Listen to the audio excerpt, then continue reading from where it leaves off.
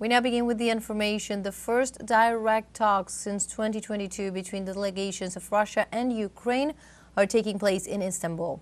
Chaired by Turkish Foreign Minister Hakan Fidan, the delegations headed by Presidential Secretary Vladimir Medinsky on the Russian side and Defense Minister Rustem Umerov representing Ukraine are gathering at the Dolmavash Palace.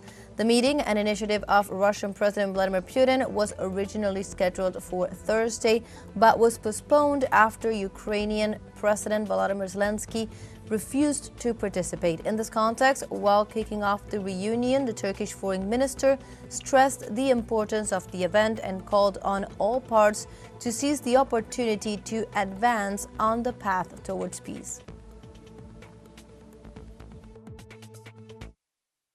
Takdir edersiniz ki gelinen aşamada iki yol bulunmaktadır. As you appreciate at this stage, there are two paths. One of the paths will begin a process that will lead us to peace. The other will lead to more destruction and loss of life. Bir noktaya dikkatinizi çekmek istiyorum.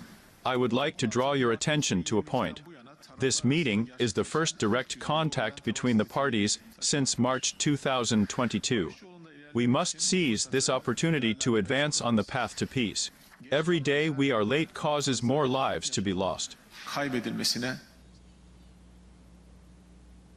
And earlier on Friday, an initial round of meetings arising from the Ukrainian disagreement took place in Istanbul. The gathering between delegations of Türkiye, Ukraine and the United States was hosted by the Turkish Foreign Minister Hakan Fidan and included on the U.S. side Secretary of State Marco Rubio, Special Envoy for Ukraine Keith Kellogg, and U.S. Ambassador to Türkiye Thomas Barak.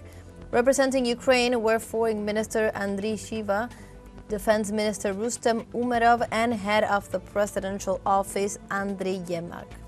The three-way talks opened after, on Thursday, Ukrainian President Volodymyr Zelensky refused to attend the scheduled meetings with the Russian delegation.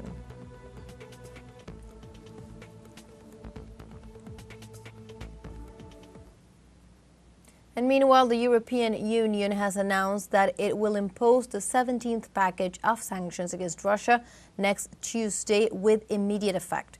German Chancellor Friedrich Merz announced that the package was ready and to be adopted in Brussels on Tuesday. For her part, European Commission President Ursula von der Leyen said that the EU is further limiting Russia's access to combat technology, adding that the restrictions would impact 189 ships in Russia's fleet.